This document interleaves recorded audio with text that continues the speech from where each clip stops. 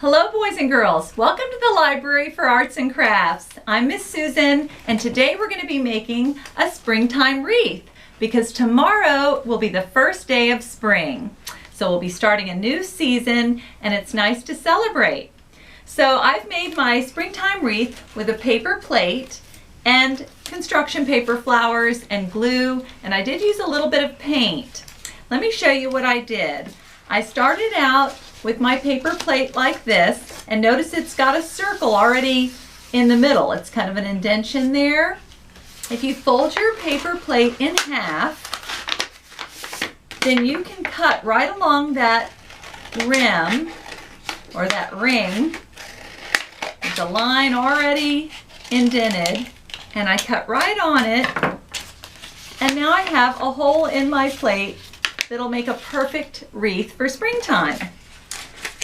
So first of all, I want to go ahead and make the wreath green so that I don't have to cover every single spot with leaves or flowers. And it's okay if I did do that, but it just made it a little bit easier. And if there are little spots showing, they're not white, they're green. So I took a paintbrush and some green paint. I just put a little bit of paint on my extra paper plate here and used that as my palette. And then I painted all the way around.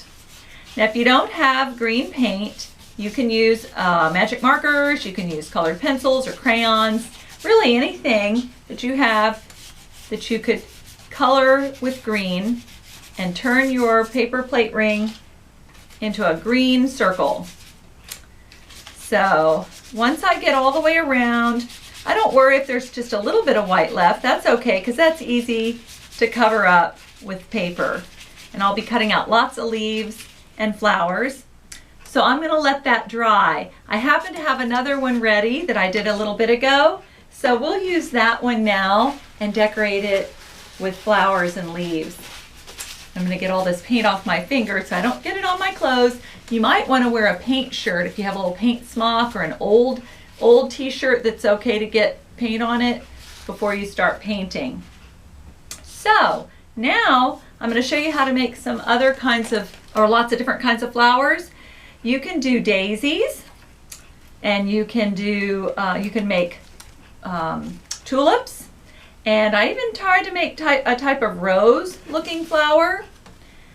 I just used circles to make this. Let me see if I have another one in here that I put together. I have a little pile of flowers here. Well, here's a tulip. I can show you how to cut one of those out too. But anyway, to make the rose, it's very simple. I think I used 6 or 7 circles. So you'd want to start out by cutting out a bunch of little circles. Yeah, here's a small little bud I made. So I'm going to take my paper and fold it a few times. I've got this little rectangle. Fold it maybe in half and then half again so that I can cut several circles at the same time. If it's too thick and hard for you to cut, then just do one circle at a time and that'll work. So now I've got a bunch of circles here to work with. I think I will cut out a few more. Let me just take my paper and fold it in half and get a couple more circles. And what I'll do is kind of stack them on top of each other using my glue. All right, I'm going to take just a dab of glue and put it on one little edge of the circle and put another circle next to it like that. And then I'm going to put another little circle right there in between those first two. And then I'm going to put a dab of glue in between each of those 3 circles and have my petals forming on my rose.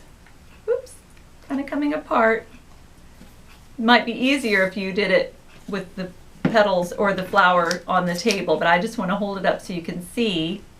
I'm building all the petals, and then I'm going to take a little circle of another color. Let me see, I think I had some already cut out. That's okay. I'm going to cut out a tiny little orange circle, just a little one to go in the middle, smaller than the other circles that I was already using. And that's supposed to be the pollen in the center.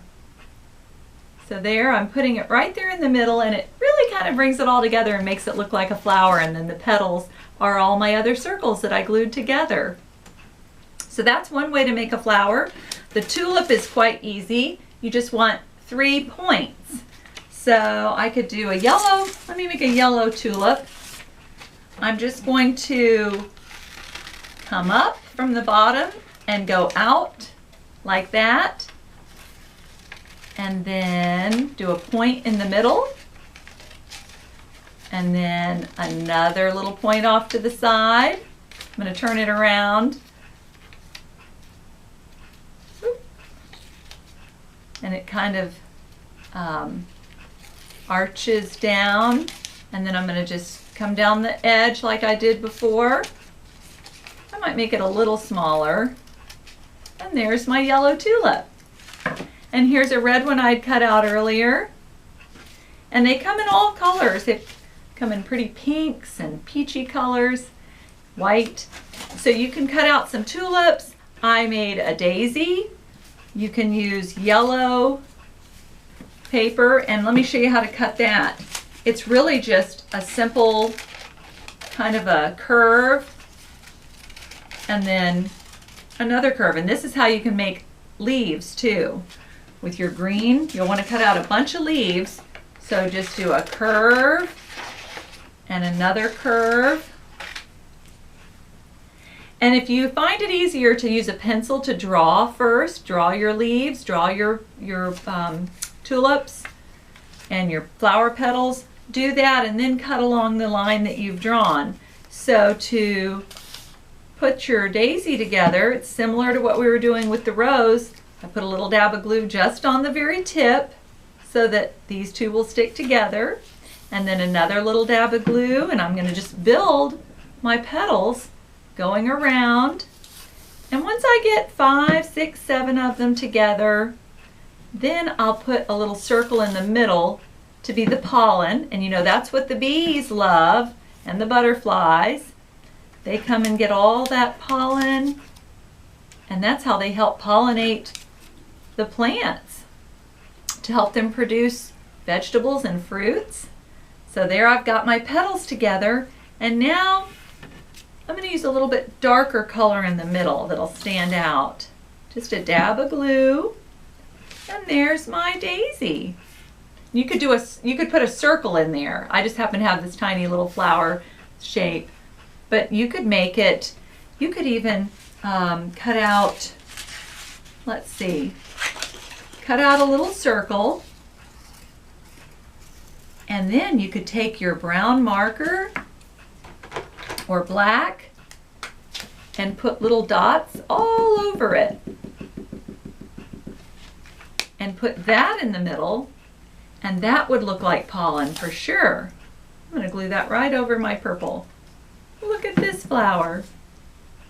So there are a lot of ways you can make pretty flowers, and once you have enough cut out, then you'll want to put quite a bit of glue, not so much that it's real drippy, but you're going to want to put quite a bit of glue to hold all of those flowers, because your paper plate is not completely flat, and since it's got a little bit of a curve shape to it, it takes quite a bit of glue to hold them on, the flowers that is.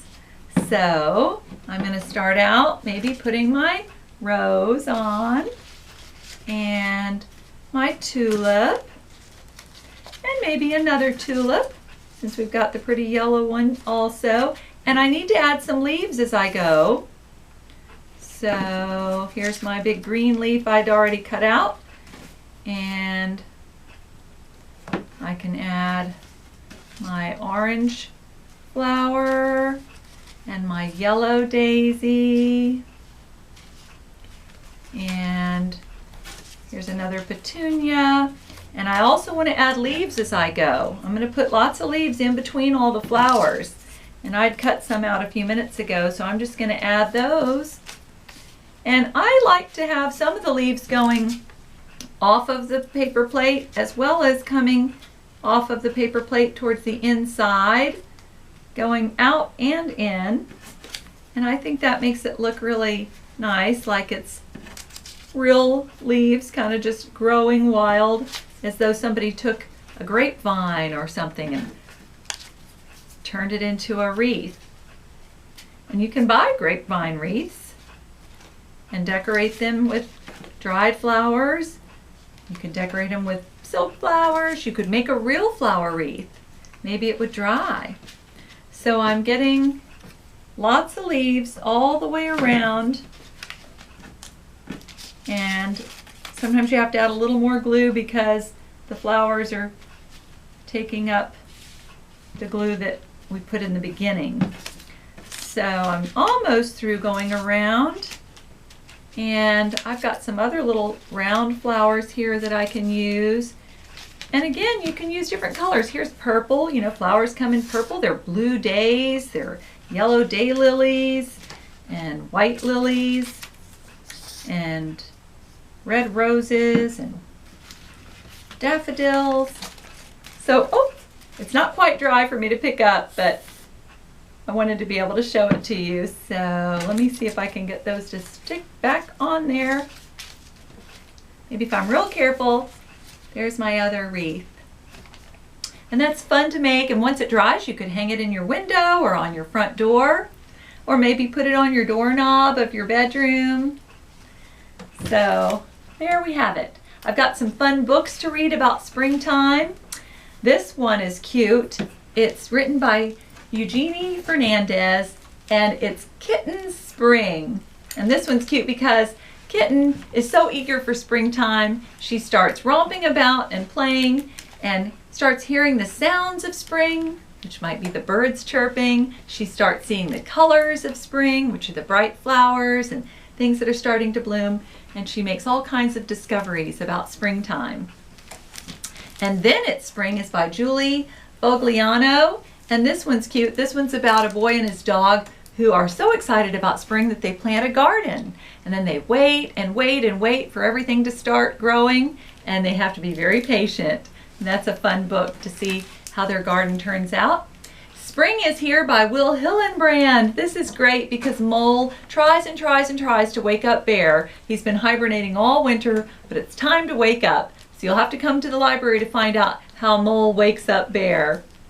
We've got a lot of nonfiction books as well that will teach you all kinds of information about what happens in spring, and I hope you'll come to the library to get one. Thanks for joining me today. Bye-bye.